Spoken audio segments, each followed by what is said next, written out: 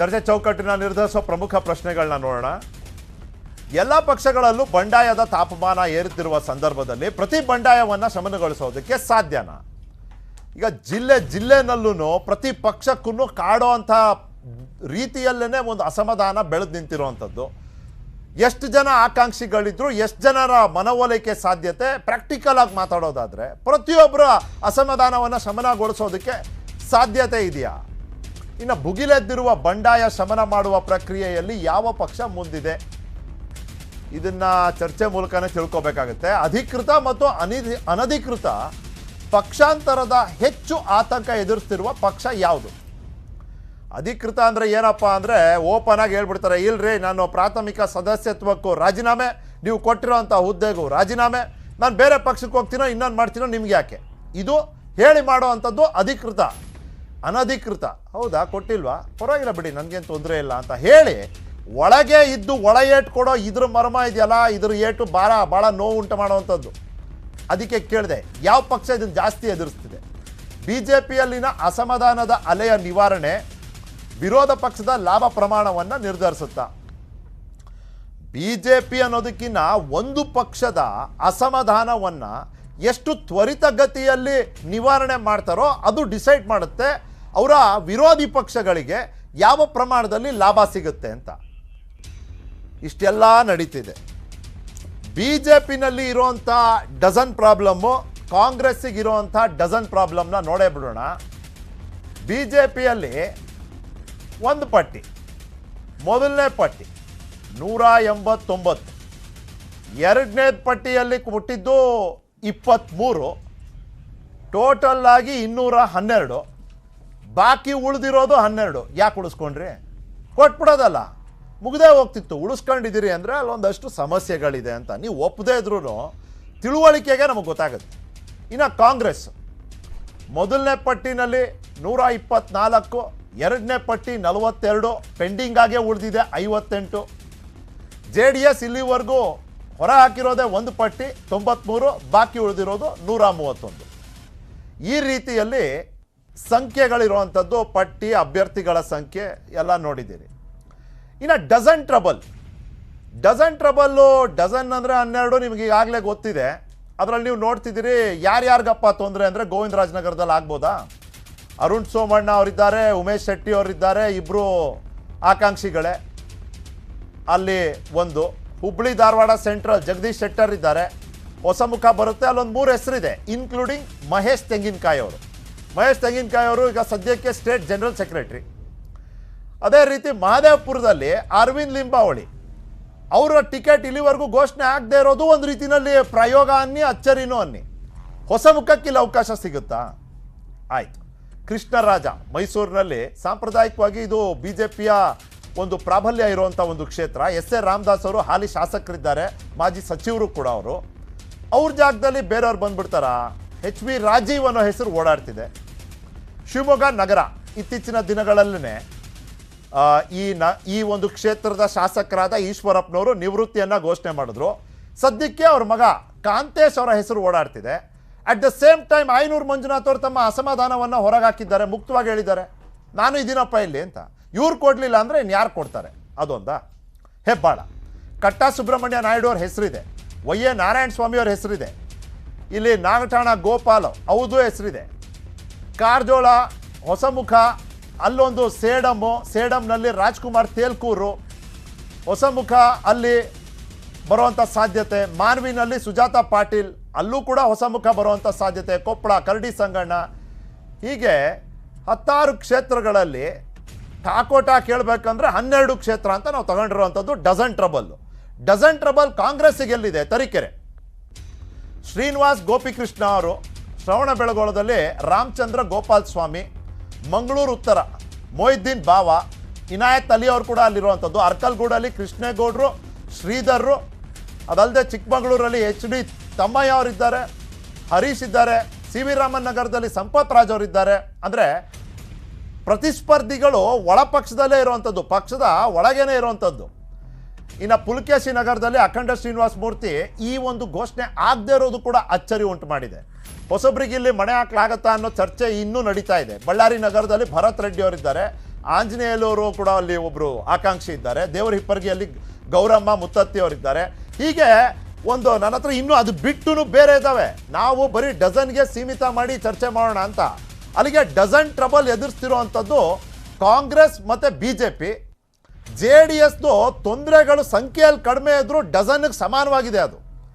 ಹಾಗಾಗಿ ಈ ಚರ್ಚೆನ ಶುರು ಮಾಡೋಣ. ಈ ಚರ್ಚೆಯಲ್ಲಿ ನನ್ನ ಜೊತೆ ಇದ್ದಾರೆ ನನ್ನ ಸಹೋದ್ಯೋಗಿ, ಅಡ್ವೈಸರ್, ಎಡಿಟೋರಿಯಲ್ ಬೋರ್ಡ್ ಸೌತ್, ಹಿರಿಯ ಪತ್ರಕರ್ತರು ಕೂಡ, ಇಲ್ಲಿ ರಾಜಕೀಯ ವಿಶ್ಲೇಷಕರಾಗಿ ನಮ್ಮ ಜೊತೆ ಇದ್ದಾರೆ DP ಸತೀಶ್ ಅವರು. ನಮಸ್ಕಾರ ಸರ್, ಸ್ವಾಗತ ನಿಮಗೆ.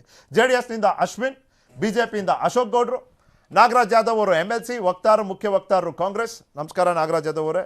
ನಮಸ್ಕಾರ ಅಶೋಕ್ ಗೌಡ್ರೆ.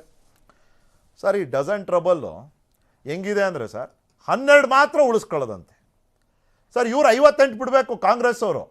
ನಮಗಿರೋ ಮಾಹಿತಿ ಸರ್, ಅಲ್ಲೂ ಒಂದು 12 ಕ್ಷೇತ್ರದ್ದೇ ಭಾರಿ ಕ್ರಿಟಿಕಲ್ ಇದೆ. ನನ್ನ ಹತ್ರ ಬೇರೆನೂ ಕ್ಷೇತ್ರಗಳಿದೆ ಸರ್. ಚಿತ್ರದುರ್ಗ ಇದೆ, ಚಿತ್ರದುರ್ಗದಲ್ಲಿ ಒಳ ಏಟು ಬೀಳೋವಂಥ ಸಾಧ್ಯತೆ ಇದೆ.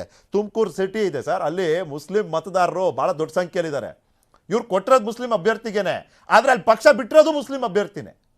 ಡಜನ್ ಟ್ರಬಲ್ ಅಂದರೆ ಡಜನ್ ಸ್ಟಾಪ್ ಅಟ್ 12 ಅಂತ ನಾನು ಹೇಳ್ತಾ ಇರೋದು. ನಿಮ್ಮ ಒಂದು ವಿಶ್ಲೇಷಣೆ ನೀವು ಗಮನಿಸಿರೋ ಹಾಗೆ ಪ್ಲೀಸ್. ಈಗ ಇದೊಂಥರ IPL ಲ್ಯಾಂಗ್ವೇಜಲ್ಲಿ ಮಾತಾಡಿದ್ರೆ ಡೆತ್ ಓವರ್ ಇದು. ಈ ಪಾರ್ಟಿಗಳಿಗೆ ಡೆತ್ ಓವರ್ ಪೋಲಿಂಗ್ ಮಾಡೋಕ್ಕೆ ಬೌಲರ್ಗಳು ಸಿಗ್ತಾ ಇಲ್ಲ. ಈಗ ನೀವು ಎಲ್ಲ ಓವರ್ಗೆ 16 ಓವರ್ ಮಾಡಿಕೊಂಡು ಆಮೇಲೆ ಲಾಸ್ಟ್ 4 ಓವರ್ ಬೌಲ್ ಮಾಡೋದು ಭಾಳ ಕಷ್ಟ ಆಗಿದೆ ಅವರಿಗೆ. ನಿಮಗೆ ಗೊತ್ತು, ನಿಮಗೆ ಕ್ರಿಕೆಟ್ ತುಂಬ ಚೆನ್ನಾಗಿ ಗೊತ್ತು. ಈ ಸ್ಲಾಗ್ ಓವರ್ಸ್ ಅದಕ್ಕೆ ಭಾಳ ಕಷ್ಟ ಅದು ಬೌಲ್ ಮಾಡೋದು. ಈಗ ಅವರಿಗೆ ಇದೊಂಥರ ಡೆತ್ ಓವರ್ ಈ ಪಾರ್ಟಿಗಳಿಗೆ. ಇದೊಂದು ಲೈಫ್ ಆ್ಯಂಡ್ ಡೆತ್ ಕ್ವಶನ್ ಇದು ಆಟ ಆಡ್ತಾ ಇರೋರಿಗೆ. ಇದರಲ್ಲಿ ಟಿಕೆಟ್ಗಳನ್ನು ಸರಿಯಾಗಿ ಹಂಚಿಕೆ ಮಾಡಿದ್ರೆ ನೀವು ಗೆಲ್ಬೋದು. ಕೆಲವೊಮ್ಮೆ ಇಷ್ಟೇ ಸೀಟ್ಗಳಿಂದಾಗಿ ನೀವು ಸೋಲೋ ಚಾನ್ಸು ಭಾಳ ಇದೆ ಸರ್. ಇದನ್ನ ಕ್ರಿಕೆಟ್ ಲ್ಯಾಂಗ್ವೇಜ್ ಅಲ್ಲೇ ಮುಂದೆ ತಗೊಂಡು ಹೋಗ್ತೀನಿ ಸರ್. 6 ಬಾಲು 36 ರನ್ನು. ಹೌದು ಸರ್, ಪ್ರತಿ ಬಾಲ್ 6 ಹೊಡಿಬೇಕು. ಹೌದು. ನಿಮ್ ಹೋಪ್ ಏನು ಅಂದ್ರೆ ಬೌಲರ್ ಒಂದು ವೈಡ್ ಹಾಕ್ಲಿ, ಒಂದು ನೋ ಬಾಲ್ ಹಾಕ್ಲಿ ಅಂತ. ಅಂದ್ರೆ ಇವ್ರು ಹೋಪ್ ಮಾಡ್ತಿರೋದು ಅವ್ರು ನೋ ಬಾಲ್ ಅವ್ರು ವೈಡ್ ಹಾಕ್ಲಿ, ಅವ್ರು ಹೋಪ್ ಮಾಡ್ತಾರೆ ಇವ್ರು ಹಾಕ್ಲಿ. 6 ಬಾಲಿಗೆ 36 ಪರಿಸ್ಥಿತಿ ಬಂದಿದೆ ನೋಡಿ. ಫಸ್ಟ್ BJP ಅವರು ಭಾರಿ ಕ್ರಾಂತಿ ಮಾಡ್ತಾರೆ, ಎಲ್ಲ ಕ್ಯಾಂಡಿಡೇಟ್ಗಳನ್ನ ತೆಗೆದಾಕ್ತಾರೆ ಅಥವಾ ಗುಜರಾತ್ ಮಾಡೆಲ್ ಮಾಡ್ತಾರೆ ಅಂತ ಇದ್ರು. ಆದರೆ ನಾನು ಇದರಲ್ಲಿ ಆರ್ಗ್ಯೂ ಮಾಡ್ತಾ ಇದ್ದೆ, ಕರ್ನಾಟಕದ ಪರಿಸ್ಥಿತಿ ಬೇರೆ. ಇಲ್ಲಿ ಕ್ಯಾಸ್ಟ್ ಸಬ್ ಕ್ಯಾಸ್ಟ್ ಬಿಟ್ಟು ಎಲೆಕ್ಷನ್ನೇ ಮಾಡೋಕ್ಕಾಗಲ್ಲ. ಆದ್ದರಿಂದ ಅವ್ರು ಅದನ್ನು ಮಾಡಲ್ಲ. BJP ರೂಲಿಂಗ್ ಪಾರ್ಟಿಯಾಗಿ ಸೋಲಕ್ಕೆ ಎಲೆಕ್ಷನ್ ನಿಲ್ತಾ ಇಲ್ಲ, ಅವ್ರು ಗೆಲ್ಲಕ್ಕೆ ನಿಲ್ತಾ ಇದ್ದಾರೆ. ಗೆಲ್ಲಕ್ಕೆ ನಿಂತಂಥ ರೂಲಿಂಗ್ ಪಾರ್ಟಿನವರು ಅಂಥ ದೊಡ್ಡ ಎಕ್ಸ್ಪೆರಿಮೆಂಟ್ ಎಲ್ಲ ಮಾಡೋಕ್ಕೆ ಹೋಗಲ್ಲ. ಅವ್ರು ಪ್ರಾಕ್ಟಿಕಲ್ ಆಗಿರ್ತಾರೆ. ಫೈನಲಿ ಯಡಿಯೂರಪ್ಪನವ್ರದ್ದು ವಿಶ್ವಾಸಕ್ಕೆ ತಗೊಂಡು ಅವ್ರು ಹೇಳ್ದಂಗೆ ಮಾಡಿ ಟಿಕೆಟ್ ಎಲ್ಲ ಕೊಟ್ಟರು. ಉಡುಪಿ ದಕ್ಷಿಣ ಕನ್ನಡದಲ್ಲಿ ಮಾತ್ರ ಗುಜರಾತ್ ಮಾಡೆಲನ್ನು ಪ್ರಯೋಗ ಮಾಡಿದ್ದಾರೆ. ಅಟ್ಲೀಸ್ಟ್ 50% ಜನರನ್ನು ತೆಗೆದುಹಾಕಿ ರೆಸ್ಟ್ ಆಫ್ ಕರ್ನಾಟಕದಲ್ಲಿ ಕರ್ನಾಟಕ ಮಾಡೆಲ್ ಉಪಯೋಗಿಸಿದ್ದಾರೆ ಅವರು. ಯಾಕೆ ಅಂದರೆ ಅವರಿಗೆ ರೂಲಿಂಗ್ ಪಾರ್ಟಿ ಆಗಿದ್ದರಿಂದ ಅಂಥ ದೊಡ್ಡ ರಿಸ್ಕ್ ತೊಗೊಳಕ್ಕೆ ಅವ್ರಿಗೆ ಇರಲಿಲ್ಲ. ಆದರೆ ಅದರಲ್ಲೇ ಭಾರಿ ದೊಡ್ಡ ಸಮಸ್ಯೆ ಶುರು ಆಗ್ಬಿಟ್ಟಿದ್ದಾರೆ ಎಲ್ಲ ಕಡೆ.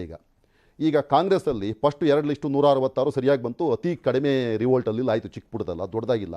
ಈಗ ನೀವು ಹೇಳ್ದಂಗೆ ಇದರಲ್ಲಿ ಭಾರಿ ಭಿನ್ನಮತ ಭುಗಿಲೇಳ್ಬೋದು. ಕೆಲವೊಮ್ಮೆ 7-8 ಜನ ಕ್ಯಾಂಡಿಡೇಟ್ ಕೂಡ ಇದ್ದಾರೆ ಅವ್ರಿಗೆ ಒಂದೊಂದು ಕಡೆ. JDS ಅದೇ ಪ್ರಾಬ್ಲಮ್. ಈಗ ಹಾಸನದಲ್ಲಿ ಭವಾನಿ ಅವರನ್ನು ನಿಲ್ಲಿಸಲ್ಲ, ಮೈಸೂರಿಗೆ ನಿಲ್ಲಿಸ್ತಾರೆ ಅಂತ ಸುದ್ದಿ ಇದೆ. ದತ್ತ ಅವ್ರನ್ನ ಕಡೂರಿಗೆ ವಾಪಸ್ ರೇವಣ್ಣ ಕರ್ಕೊಂಡು ಹೋಗ್ತಾ ಇದ್ದಾರೆ. ಕುಮಾರಸ್ವಾಮಿ ಅವರು ದತ್ತ ಸೇರಿ ನನಗೆ ಗೊತ್ತಿಲ್ಲ ಅಂತಾನೆ ಹೇಳ್ತಾ ಇದ್ದಾರೆ. ಅಲ್ಲೂ ಇನ್ನೊಬ್ರು ಟಿಕೆಟ್ ಘೋಷಣೆ ಮಾಡಿದ್ದಾರೆ. ಟಿಕೆಟ್ ಘೋಷಣೆ ಆಗಿದೆ. ಈಗ ಅಲ್ಲೂ ದೊಡ್ಡ ಗಲಾಟೆ ಆಗೋ ಚಾನ್ಸಸ್ಸು ಬಹಳ ಜೋರಾಗಿದೆ. ಇದನ್ನು ಸರಿಯಾಗಿ ಹ್ಯಾಂಡ್ಲ್ ಮಾಡದೇ ಇದ್ರೆ ಕೊನೆಯ ಸುತ್ತಿನ ಪಟ್ಟಿಯನ್ನು 3 ಪಕ್ಷಗಳಿಗೂ ಭಾರಿ ತೊಂದರೆ ಆಗ್ಬೋದು. ಮುಖ್ಯವಾಗಿ ಕಾಂಗ್ರೆಸ್ ಮತ್ತು BJPಗೆ ಸೋಲು ಮತ್ತು ಗೆಲುವನ್ನು ಇದೇ ಪಟ್ಟಿ ನಿರ್ಧರಿಸುತ್ತೆ ಅಲ್ವಾ ಸರ್. ಈ ಅಸಮಾಧಾನ, ಈ ಬಂಡಾಯವನ್ನ ನೋಡ್ತಾ ಇದ್ರೆ ಅತಂತ್ರದ ಸಾಧ್ಯತೆಗಳ ಬಗ್ಗೆ ಏನು ಹೇಳ್ತೀರಿ? ಯಾಕೆ ಅಂತ ಕೇಳ್ತೀವಿ. ಈಗ ನೋಡಿ, ಇದರಲ್ಲಿ 2-3 ಆಗಿದೆ. ಒಂದು NR ಸಂತೋಷ್ ಅವರಿಗೆ ಅರಸೀಕೆರೆಯಲ್ಲಿ ಟಿಕೆಟ್ ಕೊಡಲಿಲ್ಲ, ಅದಕ್ಕೆ ಯಡಿಯೂರಪ್ಪನವರೇ ಕಾರಣ ಅಂತ ಅವರು ಹೇಳ್ತಾ ಇದ್ದಾರೆ. ಅದು ಎಲ್ಲರಿಗೂ ಗೊತ್ತಿರೋ ವಿಷಯ. NR ಸಂತೋಷ್ ಅವರು JDS ಇಂದ ನಿಲ್ತಾರೆ ಅಂತ ಸುದ್ದಿ ಇದೆ. NR ಸಂತೋಷ್ ಅವರೇನಾದ್ರು JDS ಇಂದ ನಿಂತು ಗೆದ್ದರೆ ಅದು ಯಾರಿಗೆ ನಷ್ಟ? ಕಾಂಗ್ರೆಸ್ಸಿಗೂ ನಷ್ಟ, BJPಗೂ ನಷ್ಟ. ಒಂದು ಸೀಟ್ ಹೋಯ್ತು. MP ಕುಮಾರಸ್ವಾಮಿ ಅವರೇನಾದ್ರು JDS ಇಂದ ನಿಂತರೆ ಮುಡಿಗೆರೆಯಲ್ಲಿ ಅವ್ರು ಗೆಲ್ಲಿ ಅಥವಾ BJPಯನ್ನು ಸೋಲಿಸಲಿ, ನಷ್ಟ ಯಾರಿಗೆ? BJPಗೆ. ಕಡೂರಿನಲ್ಲಿ ದತ್ತ ನಿಂತಿದ್ರಿಂದ ಕಾಂಗ್ರೆಸ್ಗೆ ನಷ್ಟ ಆಗುವುದು, BJPಗೂ ಆಗುವುದು. BJP ಸೀಟಿಂಗ್ MLA ಇದ್ದಾರೆ, ಬೆಳ್ಳಿ ಪ್ರಕಾಶ್ ಇದ್ದಾರೆ. ಆ ಥರದಲ್ಲಿ JDS ಅವರಿಗೆ ಜಾಸ್ತಿ ಸೀಟ್ ಬರ್ಬೋದು, ಈ ಥರದಲ್ಲ. ಯಾಕೆಂದರೆ JDS ಅವರಿಗೆ ಈ ಬೌಲರ್ ಸರಿ ಇಲ್ಲ, ಬರೀ ನೋ ಬಾಲು ವೈಡ್ ಹಾಕಿ ಅವ್ರಿಗೆ ಜಾಸ್ತಿ ರನ್ ಹೊಡೆಯೋಕೆ ಅವಕಾಶ ಸಿಗ್ತಾ ಇದೆ. ಈಗ ಬೌಲಿಂಗ್ ಮಾಡ್ತಾ ಇರೋರು ಕಾಂಗ್ರೆಸ್ BJP ಅವರು, ಬ್ಯಾಟಿಂಗ್ ಮಾಡ್ತಾ ಇರೋರು JDS ಅವ್ರದ್ದು. ಸರ್, ಇದು ನೆಟ್ ಪ್ರಾಕ್ಟೀಸಾ ಮ್ಯಾಚಾ ಸರ್? ಮ್ಯಾಚ್ ಶುರು ಆಗಿದೆ ಈಗ. ಆಯ್ತು ನಾಗರಾಜ್ ಯಾದವ್ ಅವರೇ, ಈಗ ನಾನು BJPದು 12 ಸೀಟ್ ಇದೆ, ಅದನ್ನು ನಿರ್ದಿಷ್ಟವಾಗಿ ಹೇಳ್ತೀನಿ. ಈಗ ನೋಡಿ, ಹಾನಗಲ್ಲಲ್ಲಿ, ಕಡೂರಲ್ಲಿ ನೀವು ಬಿಟ್ಟಿದ್ದೀರಿ, ಅವ್ರಿಗೆ ಆಗುತ್ತಾ ಲಾಭ ಕಾದು ನೋಡಬೇಕು. ದುರ್ಗದಲ್ಲಿ ಬಸವರಾಜನ್ ಬೇರೆ ಬಿಟ್ಟರು. ಕಿತ್ತೂರು, ತುಮಕೂರು ಸಿಟಿ, ಕುಣಿಗಲ್, ಬಿಳ್ಗಿ, ಮುದೋಳ್, ಬಾಗಲಕೋಟೆ, ಗಂಗಾವತಿ, ಚನ್ನಗಿರಿ, ಮಂಡ್ಯ, ಯಾದಗಿರಿ. ಓಕೆ, ಅಸಮಾಧಾನ ಇಸ್ ಸಹಜ ಬಿಡಿ, ಅದು ಅಸಮಾಧಾನ ಸಹಜ. ಆದರೆ ನಿಮ್ಮಲ್ಲಿ ಯಾಕೆ ಈ ಬಾರಿ ಜಾಸ್ತಿ ಅಂದರೆ, ಅಥವಾ ಇದರ ಪರಿಣಾಮ ಹೆಚ್ಚಾಗ್ಬೋದು, ತೀವ್ರವಾಗ್ಬೋದು. ನೀವು ಅರ್ಜಿ ಕೇಳಿದ್ರಿ, ಅರ್ಜಿ ಕೊಟ್ಟವ್ರ ಹತ್ರ ಫೀಸ್ ಬೇರೆ ಕೇಳಿದ್ರಿ. ಅವ್ರು ಭಾಳ ಆಕಾಂಕ್ಷೆಯಿಂದ ಹಾಕಿದ್ದಾರೆ. ಈಗ ಫೀಸ್ ಕೊಟ್ಟು ಅರ್ಜಿ ಹಾಕಿದವ್ರು ಸುಮ್ಮ ಕೂತ್ಕೋತಾರ? ಈ 1000-2000 ವೋಟ್ ಸ್ವಿಚ್ ಆಗೋದ್ರಲ್ಲೂ ರಿಸಲ್ಟ್ಸ್ ವೇರಿ ಆಗ್ಬಿಡ್ಬೋದು ಅಂತ ನಾಗರಾಜದವರ ಅನುಭವಿ ರಾಜಕಾರಣಿ, ನಿಮಗೆ ಗೊತ್ತಿದೆ. ನೋಡಿ, ಅರ್ಜಿ ಹಾಕುವಾಗ ಕೆಲವು ಮಾನದಂಡಗಳನ್ನು ಕೂಡ ಹೇಳಿರ್ತೀವಿ. ಶೋರ್ ನಾವು ಅರ್ಜಿ ಹಾಕಿದವ್ರು ಎಲ್ಲರಿಗೂ ಎಲ್ರಿಗೂ ಕೊಡ್ತೀವಿ ಅಂತ. 1000 ಚಿಲ್ಲರೆ 1200 ಅರ್ಜಿ ಬಂದಾಗ ನಮ್ಮ ಹತ್ರ 224. ಆಫ್ ಕೋರ್ಸ್ ಇಟ್ಸ್ ಆಬ್ವಿಯಸ್ಲಿ ಎಲ್ರಿಗೂ ಸಿಗಲ್ಲ. ಎಲ್ಲ ಪಕ್ಷದಲ್ಲೂ ಭಿನ್ನಮತ ಇರತಕ್ಕಂಥದ್ದು, ಅಸಮಾಧಾನ ಇರತಕ್ಕಂಥದ್ದು, ಅದು ಕೂಡ ರಾಷ್ಟ್ರೀಯ ಪಕ್ಷಗಳು ಹೆಚ್ಚಾಗಿರ್ತಕ್ಕಂಥದ್ದು ಸಹಜ. ಯಾಕಂದರೆ ಇವರು ಕೇಂದ್ರದಲ್ಲಿ ಅಧಿಕಾರದಲ್ಲಿದ್ದಾರೆ, ರಾಜ್ಯದಲ್ಲಿ ಅಧಿಕಾರದಲ್ಲಿ ಡಿಮಾಂಡ್ ಇರ್ಬೋದು ಅವ್ರಿಗೂ ಕೂಡ. ನಮ್ಮಲ್ಲಿ ನಾವು ಅಧಿಕಾರಕ್ಕೆ ಬರ್ತೀವಿ ಅಂತಕ್ಕಂಥ ಮುನ್ಸೂಚನೆಗಳು ಎಲ್ಲರಿಗೂ ಸಿಕ್ಕಿರೋಂಥ ಡಿಮಾಂಡ್ ನಮ್ಮಲ್ಲಿ ಜಾಸ್ತಿ ಇರತಕ್ಕಂಥ ರಾಷ್ಟ್ರೀಯ ಪಕ್ಷ ಆಗಿರೋದು. ದಳದಲ್ಲೂ ಕೂಡ ಅವ್ರು ಪ್ರಾದೇಶಿಕ ಪಕ್ಷ ಅಂತಕ್ಕಂಥ ಐಡೆಂಟಿಟಿ ಅವರಲ್ಲೂ ಕೂಡ ಡಿಮಾಂಡ್ ಇರ್ತಕ್ಕಂಥದ್ದು. ಆಮೇಲೆ ಯಾವುದೇ ಆಂತರಿಕ ವಿಚಾರಗಳು ಅವ್ರವ್ರ ಪಕ್ಷಕ್ಕೆ ಸೀಮಿತವಾಗಿರ್ತಕ್ಕಂಥ ವಿಚಾರಗಳು ಅವರ ಪಕ್ಷಗಳ ಬಗ್ಗೆ ನಾನು ವ್ಯಾಖ್ಯಾನ ಮಾಡ್ಲಿಕ್ಕೆ ಹೋಗಲ್ಲ. ಆದರೆ ನಾವು ನಾನೇನು ಹೇಳ್ತಿದ್ದೀನಿ ಅಂದರೆ, ನೋಡಿ, ಕೆಲವು ಬದಲಾವಣೆಗಳನ್ನು ಕಾಂಗ್ರೆಸ್ ಮಾಡ್ಕೊಂಡಿದೆ. ಇನ್ನೆಂದೂ ಕೂಡ ಅವ್ರು, ಯಾಕಂದರೆ ಭಾಳ ತುಂಬ ಎಲೆಕ್ಷನ್ಗಳು ನೋಡಿರ್ತಾರೆ ನಮಗೂ ನಿಮಗಿಂತ ಜಾಸ್ತಿ. ಅವರು ಹೇಳಬೇಕು ನನಗೆ, ಕಾಂಗ್ರೆಸ್ ಮೊದಲನೇ ಬಾರಿಗೆ before nomination we have released the first list of 124 seats. ಹೇಳಿದೀವಿ ಅಲ್ಲ, election starting tomorrow. Before notification ಕೊಟ್ಟಿದ್ದೀವಿ. ವೆರಿ ವೆಲ್ ಇನ್ ಅಡ್ವಾನ್ಸ್ ನಾವು ಮಾಡಿದ್ವಿ. ನಾರ್ಮಲಿ ಕಾಂಗ್ರೆಸ್ ಅಲ್ಲಿ ಅದು ಆಗ್ತಾ ಇರಲಿಲ್ಲ. ಈ ಬಾರಿ ಅಧ್ಯಕ್ಷರು ಏನು ಮಾಡಿದ್ರು, ಇಲ್ಲ ನಾವು 2 ಲಕ್ಷ ಚಾರ್ಜ್ ಮಾಡಿದ್ರೆ ಕೂಡ ಕ್ಯಾಂಡಿಡೇಟ್ಸ್ ಗೊತ್ತಾಗಬೇಕು, where they stand, what we do, we should have time to convince them, we should take them together and go. ನಾವೆಲ್ಲರೂ ಒಟ್ಟಿಗೆ ಸೇರಿ ಕೆಲಸ ಮಾಡಬೇಕು ಅಂತೇಳಿ we have announce the list 124 plus 42 ಸೀಟ್ಸ್ನ 166 ಸೀಟ್ಸ್ನ ಅನೌನ್ಸ್ ಮಾಡಿದ್ದೇವೆ. ಉಳಿದಿರತಕ್ಕಂಥ ಸೀಟ್ಗಳನ್ನು ಅನೌನ್ಸ್ ಮಾಡ್ತೇವೆ, ಇವತ್ತು ನಾಳೆಯಲ್ಲಿ ಮಾಡ್ತೇವೆ. ಆದರೆ ನಾವು ಪ್ಲ್ಯಾನ್ ಮಾಡಿರ್ತಕ್ಕಂಥದ್ದು, ನಮಗೆ ಕನ್ಸ್ಟ್ರೈನ್ ಇರ್ತಕ್ಕಂಥ ಕೆಲವು ಕಾನ್ಸ್ಟಿಟ್ಯೂನ್ಸಿಗಳಲ್ಲಿ ಇವ್ರು ಹೇಳ್ದಂಗೆ ನಮ್ಮಲ್ಲಿ 15-20 ಜನ ಅಪ್ಲೈ ಮಾಡೋದು ಒಂದು ಕಾನ್ಸ್ಟಿಟ್ಯೂನ್ಸಿಗಳಿಗೆ. So we train to zero in for 1 or 2 or 3 ಆ ಥರ ಝೀರೋ ಇನ್ ಮಾಡ್ಕೊಂಡು ಒಂದು ಲೆವೆಲ್ ಬಂದಿದೆ. ಈಗ ಖಂಡಿತವಾಗ್ಲೂ ಕೂಡ ವಿಲ್ ರಿಸಾಲ್ವ್ ಅವರ್ ಇಶ್ಯೂಸ್. ಆ ರಿಸಾಲ್ವ್ ಮಾಡೋ ಜೊತೆಗೆ ಒಂದು ಹೇಳ್ತೀನಿ ಕೇಳಿ, ಸಾಮಾಜಿಕ ನ್ಯಾಯಕ್ಕೆ ನಾವು ಕಟಿಬದ್ಧರಾಗಿ ಕೆಲಸ ಮಾಡಬೇಕಾದ್ರೆ some deserving candidates may not. ಅಲ್ಲ, ನೀವು ಇವಾಗ ಆವಾಗ ಸ್ವಲ್ಪ ಅಸಮಾಧಾನಗಳು ಬರ್ತಕ್ಕಂಥ ಚಾನ್ಸ್ಗಳು ಇರ್ತವೆ. ನಾನು ಮತ್ತೆ ನಿಖಿಲ್ ಅವರು ಹೇಳಿದ್ದು ಡೆತ್ ಓವರ್ ಅಥವಾ ಸ್ಲಾಗ್ ಓವರ್. ಅದೇ 16 ಓವರ್ ಬೌಲ್ ಮಾಡಿದ್ದಾರೆ. ಬಹಳ ಕಷ್ಟ ಇದೆ ಇದು. It's not easy. Two things with that. ಒಂದು, ವಿನ್ನಿಂಗ್ ಇಸ್ ಅ ಕ್ರೈಟೀರಿಯಾ. ಎರಡದು, ಸಾಮಾಜಿಕ ನ್ಯಾಯ ಅಂತಕ್ಕಂಥದ್ದು ನಮ್ಮ ಬದ್ಧತೆ. ಎರಡನ್ನೂ ಕೂಡ ಜೊತೆಲಿ ತಗೊಂಡು ಹೋಗದೆ ಇದ್ರೆ ಅದು ಒಂದಲ್ಲ ಒಂದರಲ್ಲಿ ಸಮಸ್ಯೆ ಆಗ್ತದೆ ನಮ್ಗೆ ಗೊತ್ತಿದೆ. ಹಾಗಾಗಿ ನಮ್ಮ ಐಡಿಯಾಲಜಿ ಪ್ರಕಾರ ಕೆಲವು ಟೈಮ್ನಲ್ಲಿ Nikhil is the most deserving, but I am forced to give to another person because of the ಆ ಕಮ್ಯುನಿಟಿನೋ, ಲೋಕಲ್ ಫ್ಯಾಕ್ಟರ್, ಎಲ್ಲ ವಿಚಾರಗಳು ಪ್ರತಿಯೊಂದು ವಿಷಯನೂ ಒಪ್ತೀನಿ. ಆದ್ರೆ ನೀವು ಒಂದು ವಿಷಯ ಹೇಳಿದ್ರಲ್ಲ, ಇದೆಲ್ಲ ಅವರವರ ಪಕ್ಷದ ಆಂತರಿಕ ವಿಷಯಗಳು. ನಾನು ಬೇರೆ ಪಕ್ಷದ ಅವ್ರ ಬಗ್ಗೆ ನಾನು ಅದನ್ನೇ ಹೇಳಿದೆ. ನಿಮ್ಮ ಪಕ್ಷದ ಆಂತರಿಕ ವಿಷಯ ಏನಿದೆಯಲ್ಲ, ಅದು ಅವರಿಬ್ಬರಿಗೆ ಲಾಭ ಆಗುವಂತ. ಅವ್ರ ಪಕ್ಷದ ಆಂತರಿಕ ವಿಷಯ ನಿಮಗೆ ಲಾಭ ಆಗುತ್ತೆ ಇಲ್ಲ ಅಂತಲ್ಲ. That is part and parcel of A political game, election. ಒಂದು ಮಾತ್ರ ಹೇಳಬೇಕು ಅನ್ನೋದಾದ್ರೆ, ನಾವು ಆಡ್ತಕ್ಕಂತಹ ಮೈಂಡ್ ಗೇಮ್, ಚೆಸ್ ಗೇಮಲ್ಲಿ ಖಂಡಿತವಾಗ್ಲೂ ನಮ್ಮದೇ ಅಂತ ರಿಸರ್ವೇಷನ್ ಇರ್ತದೆ. ಯಾಕೆ ಪೆಂಡಿಂಗ್ ಇಟ್ಕೊಂಡಿದ್ದೀವಿ ಅಂತ ಆ ರಣನೀತಿಗಳನ್ನು ನಾವು ಹೇಳಲಿಕ್ಕೆ ಬರೋದಿಲ್ಲ. Some people made say that ಇಲ್ಲ, ನಮ್ಮ ಲಿಸ್ಟ್ಗೋಸ್ಕರ ಕಾಯ್ತಾ ಇದ್ದಾರೆ, ಬಿಟ್ಟರೆ ಅವ್ರು ತಗೊಳ್ಳಿಕ್ಕೆ ಕಾಯ್ತಾ ಇದ್ದಾರೆ ಅಂತ. ಎಲ್ಲಿ ಬಿಡೋದು? 12 ಬಿಜೆಪಿ ಅವ್ರು 212 ಬಿಟ್ರಲ್ಲ. ಕೇಳಿ, ದಳದವ್ರು ನಾವು ಹೇಳ್ತೀವಿ, ಇಲ್ಲ ಅವ್ರು ಕಾಯ್ತಾ ಇದ್ದಾರೆ, ನಮ್ಮಲ್ಲಿ ಸಿಗದೇ ಇರೋ ಅಲ್ಲಿ ಹೋಗ್ತಾರೆ ಅಂತ. This is a regular political talk. We are not bothered who goes where ಅಂತಕ್ಕಂಥದ್ದು. ಆದರೆ ನಾವು ರಿಲೀಸ್ ಮಾಡಲಿಕ್ಕೆ ನಮ್ಮದೇ ಅಂತ ರಣತಂತ್ರ ಇಟ್ಕೊಂಡಿದ್ದೀವಿ. We want to bring all the people together because we have a philosophy of saying we have to have a collective leadership in assembly level also, not only in national level ಅಲ್ಲ, state level. Collective leadership ಮಾಡ್ಕೋಬೇಕು ಅಂದರೆ ಸ್ವಲ್ಪ ಸಮಯ ಬೇಕಾಗ್ತದೆ. ಎಲ್ಲರನ್ನೂ confidence ತಗೊಂಡು ಹೋಗಬೇಕು. ಯಾಕೆ ಅಂತಂದರೆ, ನಾವು ಈ ಸಲ ಗುರಿ ಮುಟ್ಟಬೇಕು ಅಂದರೆ 140 ಸೀಟ್ಗಳನ್ನ ದಾಟಬೇಕು ಅಂತಕ್ಕಂಥ ಗುರಿ ಇದೆ. ನಾವು ದಾಟಿ ಮಾಡ್ತೇವೆ. ಅಶೋಕ್ ಗೌಡ್ರೆ, ಈಗ ಡಜನ್ ಅಂದರೆ ಕಾಂಗ್ರೆಸ್ ವಿಷಯದಲ್ಲಿ ನಾನು ಸ್ಟೇಟಲ್ಲಿರೋ ಒಂದು 16 ಜಿಲ್ಲೆಗಳ ಉಲ್ಲೇಖ ಮಾಡಬೇಕಾಯ್ತು. ಆದರೆ BJP ವಿಷಯದಲ್ಲಿ ಏನಪ್ಪ ಅಂದರೆ, ಬರೀ ಬೆಳಗಾವಿ ಒಂದರಲ್ಲೇ ನಾನು ಹತ್ರ 12 ಹುಡುಕ್ಬಿಡ್ಬೋದು ಅಂತ. ಇಲ್ಲಿ ನೋಡಿ, ಬೆಳಗಾವಿ ನಾರ್ತ್ ಅನಿಲ್ ಬೆನಕೆ ನೀವು ಕೊಟ್ಟಿರೋದು ರವಿ ಪಾಟೀಲ್ಗೀಗ, ಯಮಕನ್ ಮರಡಿ ಮಾರುತಿ ಅಷ್ಟಗಿ, ಅಥಣಿನಲ್ಲಿ ಲಕ್ಷ್ಮಣ್ ಸೌದಿನೇ ಬಂಡಾಯ, ರಾಮದುರ್ಗ ಬೆಳಗಾವಿ ರೂರಲ್ಲು ಸಂಜಯ್ ಪಾಟೀಲು ನೀವು ಕೊಟ್ಟಿರೋದು ಮರೋಳ್ಕರ್ಗೆ, ಬೈಲಹೊಂಗಲದಲ್ಲಿ ಡಾಕ್ಟರ್ ವಿಶ್ವನಾಥ್, ಅವ್ರು ಯಾರು ಆಪ್ತರು ನಿಮಗೆ ಗೊತ್ತಿದೆ, ಖಾನಾಪುರದಲ್ಲಿ ಡಾಕ್ಟರ್ ಸೋನಾಲಿ, ಸೌದತ್ತಿ ಯಲ್ಲಮ್ಮ ಬಸವರಾಜ್.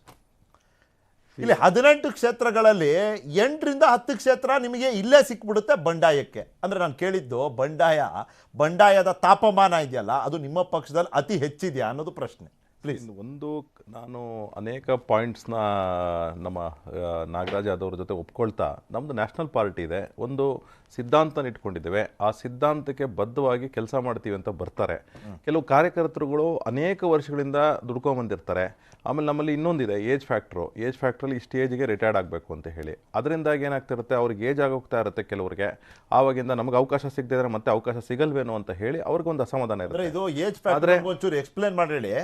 ಇವತ್ತಿಗೆ ಸ್ಪರ್ಧೆ ಮಾಡೋ ಟೈಮಲ್ಲಿ 75 ಆಗಿರಬಾರ್ದು ಅಂತನಾ, ಅಥವಾ ಅದು ಈಗ ನೋಡಿ ಈಗ ಆಂತರಿಕವಾಗಿ ಚರ್ಚೆ ಆಗಿದೆ ನಮ್ಮಲ್ಲಿ. ಏನಂದ್ರೆ ಏಜ್ ಫ್ಯಾಕ್ಟ್ರಿ 75 ಏನಿದೆ, ಸ್ಪರ್ಧೆ ಮಾಡೋ ಟೈಮ್ ಅಲ್ಲ, ಅಧಿಕಾರದ ಇದಾಗಿದೆ ಅಂದ್ರೆ ಉದಾಹರಣೆಗೆ ಮಂತ್ರಿಗಳು, ಮುಖ್ಯಮಂತ್ರಿ ಕುರ್ಚಿಗೋ ಆ 75 ಆಗಿರಬಾರ್ದು ಅನ್ನೋದು ಒಂದು. ಇದು ಶಾಸಕರಾಗಿ ಕೆಲವರು ಯಾರೋ 72, 73 ಇರುತ್ತೆ. ಈಗ ಟಿಕೆಟ್ ಸಿಕ್ಕಿದೆ. ಗೋವಿಂದ ಕಾರಜೋಳ ಅವ್ರಿಗೆ ಕೊಟ್ಟಿದ್ದೀರಿ, ಹಿ 72. ಅವ್ರಿಗೆ ಸೇಮ್ ಟೈಮ್ ಜಗದೀಶ್ ಶೆಟ್ಟರ್ ಕೊಟ್ಟಿಲ್ಲ, ಹಿ ಓನ್ಲಿ 67. ಜಗದೀಶ್ ಶೆಟ್ಟರ್ ಸಾಹೇಬ್ರದ್ದು ನಾನೊಂದು ಸಪರೇಟ್ ಆಗಿ ವಿಚಾರನೆ. ಅರವಿಂದ್ ಲಿಂಬಾವಳಿ ಅವರು ಈಸ್ ಜಸ್ಟ್ ಅಬೌಟ್ 60. ಅಲ್ಲ, ಜಸ್ಟ್ ಎಕ್ಸಾಂಪಲ್ಸ್ ಕೊಡ್ತಾ ಇರೋದು. ಲಿಂಬಾವಳಿ ಅವ್ರದ್ದು ಇನ್ನೂ ನಾವೇನು ಟಿಕೆಟ್ ಕೊಡಲ್ಲ ಅಂತಾನೆ ಹೇಳಿಲ್ಲ. ಜಗದೀಶ್ ಶೆಟ್ಟರ್ದು ಸಾಹೇಬ್ರು ತಾವು ಹೇಳಿದಕ್ಕೆ ನಾನು ಹೇಳ್ಬಿಡ್ತೀನಿ. ಅಲ್ಲ, ತಿಪ್ಪಾರೆಡ್ಡಿ ಅವರು ಈಸ್ 75 ಪ್ಲಸ್, ಬಟ್ ಅವರು ಲಾಸ್ಟ್ ಎಲೆಕ್ಷನ್ 74 ಅಂತ ಹೇಳಿ 74 ಈಗ ಸಿಕ್ಕಿದ್ರು, ಪಾಪ ಬೆಳಗ್ಗೆ ಮಧ್ಯಾಹ್ನ ಸಿಕ್ಕಿದ್ರು. ಅವ್ರು ಹೇಳ್ತಾರೆ ನಂಗೆ 74 ಆಗಿದೆ, ನಂದು ಕಡೆ ಚುನಾವಣೆ ಅಂತ ಹೇಳಿ. ತೊಂದರೆ ಇಲ್ಲ. ಈಗ ಏನಾಗುತ್ತೆ ಅಂದ್ರೆ ಅಧಿಕಾರ ನಮ್ಮಲ್ಲಿ ಏನಿದೆ ಅಂದ್ರೆ ಮಂತ್ರಿ ಆಗೋದು ಅಥವಾ ಮುಖ್ಯಮಂತ್ರಿ ಆಗ್ತಕ್ಕಂಥದ್ದು 75ಕ್ಕೆ ನಾವು ರಿಸ್ಟ್ರಿಕ್ಟ್ ಮಾಡಿದ್ದೀವಿ. ಶಾಸಕರಾಗಿ 75 ಆದ್ಮೇಲೆ ಈಗ ಏನೋ 74 ಇದೆ, 73 ಇದೆ, 72 ಇದೆ, ಶಾಸಕರಾಗಿರ್ತಾರೆ. ತದನಂತರದಲ್ಲಿ ಅವ್ರಿಗೆ ಹೆಚ್ಚು ಕಮ್ಮಿ ಎಲ್ಲಾರ್ಗು ರಿಟೈರ್ಮೆಂಟ್ ಏಜ್ ಬಂದಾಗ ರಿಟೈರ್ಡ್ ಆಗ್ಬೇಕು ಅನ್ನೋದು. ಏಜ್ ಬಿಡಿ, ಬಂಡಾಯಕ್ಕೆ ಬನ್ನಿ ಅಂತ ಬಂಡಾಯಕ್ಕೆ ಬರ್ತಾ ಇದೆ. ಆದ್ರಿಂದ ಏನಾಗ್ತದೆ ಅಂದ್ರೆ ನಮ್ಗೆ ಏಜ್ ಆಗ್ಬಿಡುತ್ತೆ, ನಮಗೂ ಒಂದು ಶಾಸಕರಾಗಬೇಕು, ನಾವು ಸೇವೆ ಸಲ್ಲಿಸಿದೀವಿ ಅನ್ನತಕ್ಕಂಥದ್ದು ಸಹಜ.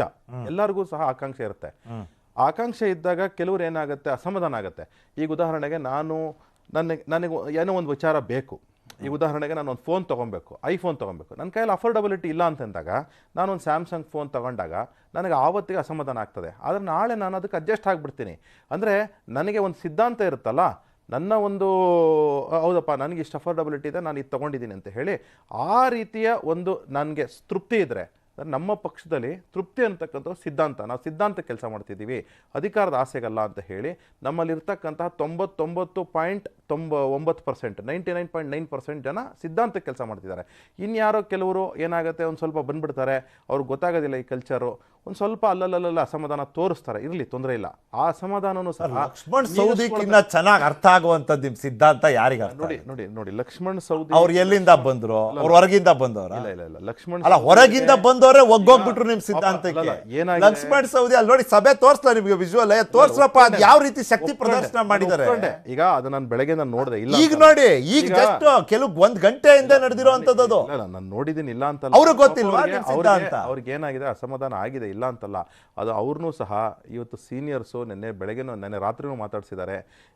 ನಾಳೆನೂ ಸಹ ಒಂದು ಸಭೆ ಕರೆದು ಅವ್ರ ಹತ್ರ ಮಾತಾಡ್ಲಿಕ್ಕೆ, ಬೆಂಗಳೂರಿನಲ್ಲೂ ಸಹ ಮಾತಾಡ್ಲಿಕ್ಕೆ ಒಂದು ಸಭೆ ರೆಡಿ ಆಗಿದೆ. ನೋಡಿ ಸರ್, ನೋಡಿ ಸರ್, ಈಗ ಲಕ್ಷ್ಮಣ್ ಸವದಿ ಇದನ್ನ ಬಂಡಾಯ ಅನ್ಬೇಕಾ ಪ್ರತಿರೋಧ ಅನ್ಬೇಕಾ ಗೊತ್ತಾಗ್ತಾ ಇಲ್ಲ ನಮ್ಗೆ. ಈಗ ಬಂಡಾಯ ಅಂದ್ರೆ ಅದು ಒಂದ್ ಸ್ವಲ್ಪ ಶಾಂತಿ ಸ್ವರೂಪದಲ್ಲಿ ಇರ್ತದೆ. ಈಗ ಪ್ರತಿರೋಧ ನಾವು 17 ಜನಕ್ಕೆ ನಮ್ಮ ಪಕ್ಷಕ್ಕೆ ಅವರು ನಮ್ಮ ಸಿದ್ಧಾಂತ ನಂಬಿ ಬಂದ್ರು. ಆಗ ಮಹೇಶ್ ಕುಮಟಳ್ಳಿ ಅವರು ಒಬ್ರು.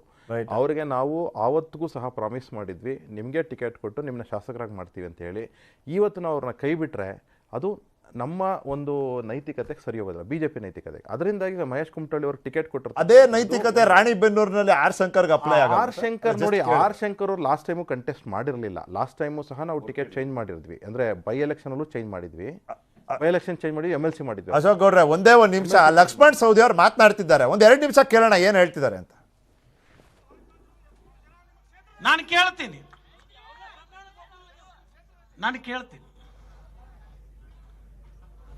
ಲಕ್ಷ್ಮಣ ಸವದಿ ಏನು ಅಪರಾಧ ಮಾಡಿದ್ದ? ಏನು ವಿಧಾನ ಪರಿಷತ್ ಚುನಾವಣೆ ನಡೆದಾಗ ವಿರೋಧ ಮಾಡಿದ್ನ? ಲೋಕಸಭಾ ಚುನಾವಣೆ ಒಳಗೆ ವಿರೋಧ ಮಾಡಿದ್ನ? ನೀವು ಕೊಟ್ಟಿರ್ತಕ್ಕಂಥ ಜವಾಬ್ದಾರಿ ಏನಾದ್ರೆ ಹಿಂದೆ ಸರಿದಿದ್ನ? ತನು ಮನ ಧನದಿಂದ ನನ್ನ ಮನೆ ಮಠ ಬಿಟ್ಟು 20 ವರ್ಷ ನನ್ನ ಪಕ್ಷಕ್ಕಾಗಿ, ನಿಮಗ್ ಗೊತ್ತಿರಲಿ, ಮರ್ತಿದ್ದೀರಿ. ನನ್ನ ಮಗನ ಲಗ್ನ ಮನೆ ಮುಂದೆ ಕುಮಾರಸ್ವಾಮಿ ಮತ್ತು ನಮ್ಮ ಸಮ್ಮಿಶ್ರ ಸರ್ಕಾರ ಮಾಡುವಾಗ ಮತದಾನ ಮಾಡುವುದು ಬಂತು. ನನ್ನ ಪಕ್ಷದ ಮುಖಂಡರು ನೀವು ನನಗೇನು ಹೇಳಿದ್ರಿ? ನೀನು ಹೋಗದೇ ಇದ್ರೆ ನಿನ್ನ ಮಗನ ಲಗ್ನ ನಿಲ್ಲೋದಿಲ್ಲ, ಇಲ್ಲಿ ಮುಖ್ಯಮಂತ್ರಿ ಮಾಡೋದು ಅವಶ್ಯಕತೆ ಇದೆ, ನಿನ್ನ ಮಗನ ಲಗ್ನಕ್ಕೆ ನೀನು ಹೋಗಬಾರ್ದು ಅಂತ ಹೇಳ್ರಿ. ನನ್ನ ಮಗನ ಲಗ್ನಕ್ಕೆ ಬಂದು ಅಕ್ಷತ ಹಾಕಲಿಲ್ಲ. ಎದರಿಗೋಸ್ಕರ? ನನ್ನ ಪಕ್ಷದಗೋಸ್ಕರ. ನನ್ನ ಪಕ್ಷ ಬೆಳಿಬೇಕು, ನಮ್ಮ ಪಕ್ಷದ ಒಬ್ಬ ಮುಖ್ಯಮಂತ್ರಿ ಆಗಬೇಕು ಅಂತ. ನನ್ನ ಮಗನ ತಲೆ ಮೇಲೆ ಅಕ್ಷತೆ ಹಾಕೋದು ಬಿಟ್ಟು ನಾನು ಪಕ್ಷಕ್ಕಾಗಿ ನಿಷ್ಠೆಯಿಂದ ಉಳಿದ್ನಲ್ಲ, ಅದಕ್ಕೆ ನನ್ನ ಏನು ಗುಂಡಾಡು ಹುಡುಗಗ ಏನು ಪುಂಡ ಪೋಖರಿಗೆ ತಂದು ನೀವೇನು ಉಪಮುಖ್ಯಮಂತ್ರಿ ಮಾಡಿದ್ರೇನು?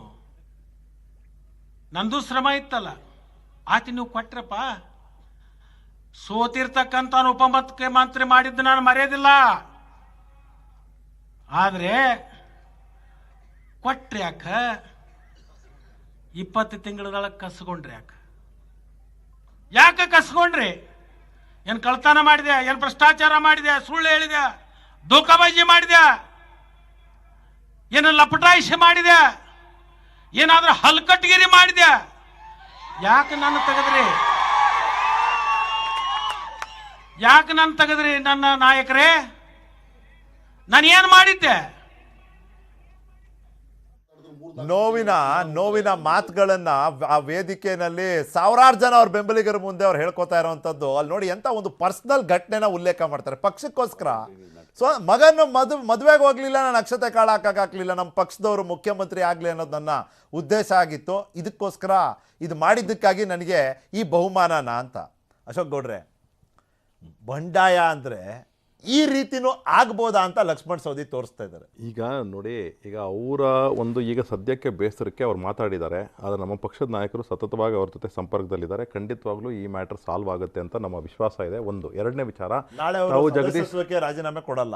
ಈಗ ಅಕಸ್ಮಾತ್ ಈಗ ನಾನು ಹೇಳ್ತಾ ಇರೋದು ನಿಮ್ಮ ಪಕ್ಷದ ಒಳಗಿಂದ ನಡೀತಿರುವಂತ ಪ್ರಯತ್ನದ ಆಧಾರದ ಮೇಲೆ ನೀವು ಹೇಳಿ. ಅಲ್ಲ, ಖಂಡಿತವಾಗ್ಲೂ ಹೇಳ್ತಾ ಇದೀವಿ. ನಮ್ಮ ಪಕ್ಷದಲ್ಲಿ ಅನೇಕ ಹಿರಿಯರು ಅವ್ರ ಸಂಪರ್ಕದಲ್ಲಿದ್ದಾರೆ.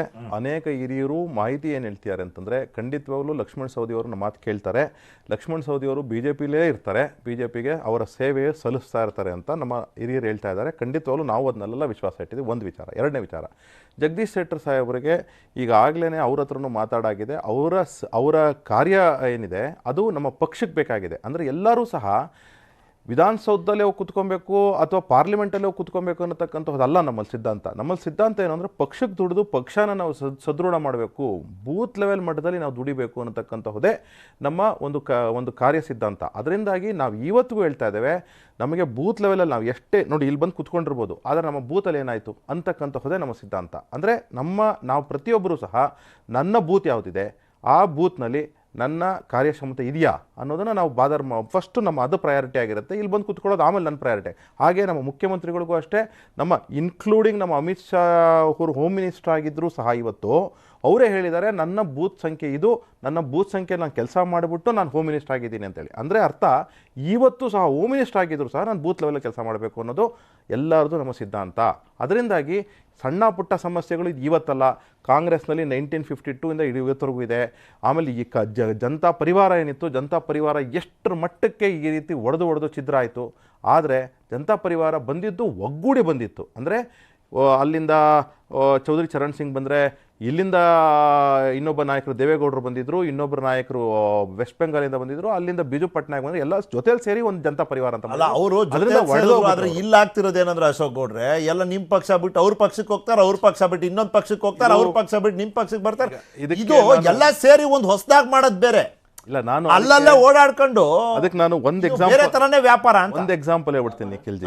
ಅಲ್ಲ ನಿಖಿಲ್ಜಿ, ಒಂದು ಎಕ್ಸಾಂಪಲ್ ಹೇಳ್ಬಿಡ್ತೀನಿ. 1994 ನಾಗೇಗೌಡರು ವೀರಪ್ಪ ಮೊಯ್ಲಿ ಅವರ ಸರ್ಕಾರದಲ್ಲಿ ವಾಟರ್ ರಿಸೋರ್ಸ್ ಮಿನಿಸ್ಟರ್ ಆಗಿರ್ತಾರೆ, ನೀರಾವರಿ ಸಚಿವರಾಗಿರ್ತಾರೆ. 1994 ಚುನಾವಣೆ ಅನೌನ್ಸ್ ಆದಾಗ ಕಾಂಗ್ರೆಸ್ಗೆ ರಾಜೀನಾಮೆ ಕೊಟ್ಟು ಅವರು ಜನತಾದಳಕ್ಕೆ ಬರ್ತಾರೆ. ಅವತ್ತು ಜನತಾದಳಕ್ಕೆ ಬಂದಾಗ ನಾನು ಚೆನ್ನಾಗಿ ಜ್ಞಾಪಕ ಇದೆ, ನಾನು ಅವತ್ತು 10th ಸ್ಟ್ಯಾಂಡರ್ಡಲ್ಲಿದ್ದೆ. ನ್ಯೂಸ್ ಪೇಪರಲ್ಲಿ ಒಂದು ದೊಡ್ಡ ಆರ್ಟಿಕಲ್ ಬರೀತಾರೆ ಎಡಿಟರು, ನನಗೆ ಹೆಸರು ಮರ್ತಿದ್ದೀನಿ ಎಡಿಟರ್ ಹೆಸರು. ಎಂಥ ಅದ್ಭುತವಾಗಿ ಬರೀತಾರೆ ಅಂದರೆ, ನೋಡಿ, ಯಾವುದೇ ಒಂದು ಪಕ್ಷ ನಿಮಗೆ ಒಂದು ಶಾಸಕರನ್ನಾಗಿ ಮಾಡಿ ಸಚಿವರನ್ನಾಗಿ ಮಾಡಿ ನಿಮಗೆ ಅದು ಒಂದು ದೊಡ್ಡ ಹಾನರು. ಯಾಕಂದರೆ ಎಷ್ಟು ಸಾವಿರಾರು, ನಮ್ಮಲ್ಲಿ 11 ಕೋಟಿ ಕಾರ್ಯಕರ್ತರಿದ್ದೀವಿ. ಕಾಂಗ್ರೆಸ್ನಲ್ಲಿ ತತ್ಸುಮಾರು ಒಂದು 5-6 ಕೋಟಿ ಕಾರ್ಯಕರ್ತರಿದ್ದಾರೆ. ಎಷ್ಟು ಜನಕ್ಕೆ ಅವಕಾಶ ಸಿಗುತ್ತೆ? ಒಂದು ಶಾಸಕರಾಗಲಿಕ್ಕೆ ಅಥವಾ ಸಚಿವರಾಗಲಿಕ್ಕೆ ಅಂತ ಕೊಟ್ಟ ಮೇಲೆ ಈ ರೀತಿಯ ಮಾಡ್ತಕ್ಕಂತಹದ್ದು ಎಷ್ಟರ ಮಟ್ಟಕ್ಕೆ ನೈತಿಕತೆ ಅಂತ ಹೇಳಿ ಎಡಿಟರ್ ಬರೀತಾರೆ. ಯಾವುದೇ ಒಬ್ಬ ಶಾಸಕರಾಗಲಿ, ಯಾರೇ ಒಬ್ಬ ಸಚಿವರಾಗಲಿ, ಯಾರೇ ಒಬ್ಬ ಎಂತಹ ಒಂದು ಪದವಿ ಆಕ್ಯುಪೈ ಮಾಡಲಿ, ನಿಮಗೆ ಯಾರಿಗೂ ಸಿಕ್ಕದೆ, ಕಾರ್ಯಕರ್ತರುಗಳು ಸಿಗದೆ ಇರತಕ್ಕಂತಹದ್ದು ನಿಮ್ಗೆ ಸಿಕ್ಕಿದೆ ಅಂತಂದರೆ ನೀವು ಗೌರವನ ಆ ಪಕ್ಷಕ್ಕೆ ಕೊಡಬೇಕು ಅಂತ ಹೇಳಿ ಆವತ್ತು ಆ ಎಡಿಟೋರಿಯಲ್ ಇದ್ದಿದ್ದನ್ನು ನಾನು ಇಲ್ಲಿ ಜ್ಞಾಪಿಸ್ಕೊಳ್ಳೋಕೆ ಇಷ್ಟಪಡ್ತೇನೆ.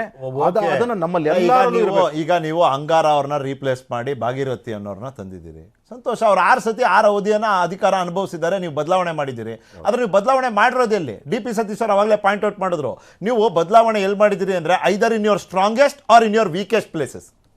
ದಕ್ಷಿಣ ಕನ್ನಡದಲ್ಲಿ ನಿಮಗೆ ಮಾಡೋದಕ್ಕೆ ಆಸ್ಪದ ಇದೆ, ನೀವು ಮಾಡಿಬಿಟ್ರಿ. ಹಳೆ ಮೈಸೂರು ಭಾಗದಲ್ಲಿ ಅಲ್ಲಿ ನಿಖಿಲ್ ಕುಮಾರಸ್ವಾಮಿ ಅವ್ರ ವಿರುದ್ಧ ಗೌತಮ್ ಮರಿಲಿಂಗೇಗೌಡರನ್ನ ತಂದ್ರಿ. ಈಗ ಇದನ್ನ ಕ್ರಿಕೆಟ್ಗೆ ಅದೇ ನಾಗಮಂಗಲದಲ್ಲಿ ಶಿವರಾಮೇಗೌಡರು ಕೊಡ್ದೇನೆ ಸುಧಾ ಶಿವರಾಮೇಗೌಡರು ಅವ್ರ ವೈಫ್ ಕೊಟ್ಟಿದ್ದೀರಿ. ಅಲ್ಲಿ ಕೊಡಬೇಕಾಗಿದ್ದು ಯಾರ್ದು, ಹೆಸರು ಬಂದಿದ್ದು ಯಾರ್ದು ಅನ್ನೋದು ನಿಮಗೆ ಗೊತ್ತಿದೆ. ಒಂದು ಇಲ್ಲಿ ಇಮೇಜ್ ಮೇಕ್ ಓವರ್ ಪ್ರಯತ್ನ ನಮಗೆ ಕಾಣ್ತಾ ಇದೆ. ನಿಮ್ಮ ವರ್ಚಸ್ಸನ್ನು ವೃದ್ಧಿಸೋ ಅಂತ ನೇರ ಯತ್ನ ಈ ಪಟ್ಟಿಗಳ ಮೂಲಕ ನೀವು ಮಾಡ್ತಿದ್ದೀರಿ. ನಿಮಗೆ ವರ್ಚಸ್ ಬೇಕಾ, ವೋಟ್ ಬೇಕಾ ಅಂತ ಕೇಳ್ತಿದ್ದೀನಿ. ಒಂದು ವರ್ಚಸ್ ಜೊತೆಗೆ ಸಿದ್ಧಾಂತ ನಂಬ್ಕೊಳ್ತಕ್ಕಂತಹ ಜೊತೆಗೆ ನಮಗೆ ವೋಟು ಸಹ ಬೇಕಾಗಿದೆ. ಸುಧಾ ಶಿವರಾಮ್ ಅಂದ್ರೆ ಇದು ಲಾಂಗ್ ಟರ್ಮ್ ಗೇಮು. 2024ಕ್ಕೆ ಇವಾಗ ವೋಟ್ ಶೇರ್ ನೋಡೋಣ.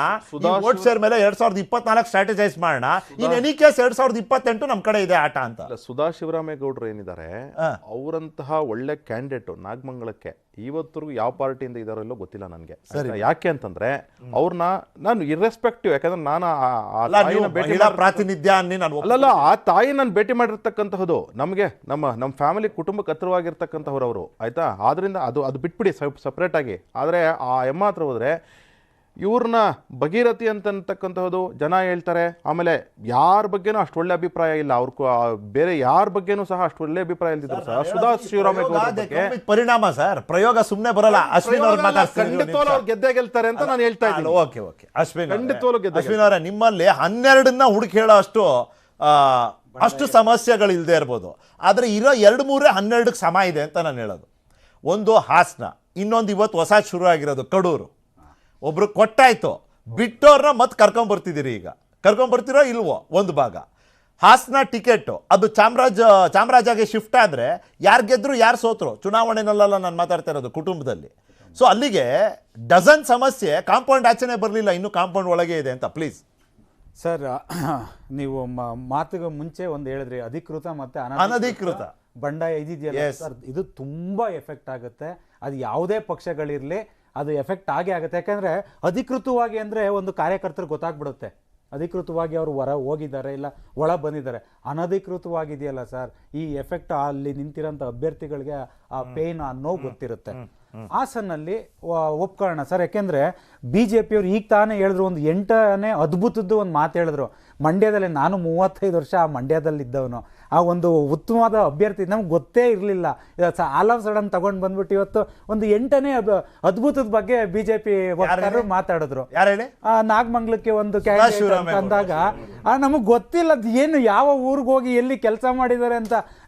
ನಾನೊಬ್ಬ ಆ ಭಾಗದಲ್ಲಿರೋದ್ರಿಂದ ನಾನು ಹೇಳ್ತಿದ್ದೀನಿ. ಅದು ಸೈಡ್ ಗಿಡೋಣ ಸರ್. ಹಸ್ಬೆಂಡ್ ಇಸ್ ಸನ್ ನಿಮ್ಮ ಪಕ್ಷದಲ್ಲಿದ್ದಾರೆ. ಸುಧಾ ಶಿವರಾಮ್ ಬಗ್ಗೆ ನಾನು ಹೇಳ್ತಾ ಇರೋದು ಸರ್. ಆಯ್ತಾ ಸರ್? ಅದೇ ಅವ್ರ ಮಗ ನಿಮ್ಮ ಪಕ್ಷದಲ್ಲಿದ್ದಾರೆ, ಫಾದರ್ ಈಗ ಆ ಕಡೆ ಈ ಕಡೆ ಇದ್ದಾರೆ, ವೈಫ್ ಹೌದೌದು. ಅಲ್ಲಿ ಅವರು ಟಿಕೆಟ್ ಮಂತರ್ಗೌಡ ಮಡಿಕೇರಿ ಬಿಜೆಪಿ ಸೇರ್ಕೊಂಡಿದ್ದಾರೆ. ಈಗ ಮಗ ಚೇತನ್ ಗೌಡ್ರು ಮತ್ತು LR ಶಿವರಾಮೇಗೌಡರು ಬಿಜೆಪಿಗೆ ಸೇರ್ಕೊಂಡಿದ್ದಾರೆ. ಅದರಿಂದಾಗಿ ಇಬ್ರು ಸಹ ಬಿಜೆಪಿಲೇ ಗುರುತಿಸ್ಕೊಂಡಿದ್ದಾರೆ. ಆಮೇಲೆ ಈ ರೀತಿಯ ಒಂದು ಸುಧಾ ಶಿವರಾಮೇಗೌಡರ ಬಗ್ಗೆ ಈ ರೀತಿ ಮಾತಾಡ್ತಕ್ಕಂಥ JDS ಅವರು ಸರಿಯಲ್ಲ. ಯಾಕೆ ಅಂತಂದ್ರೆ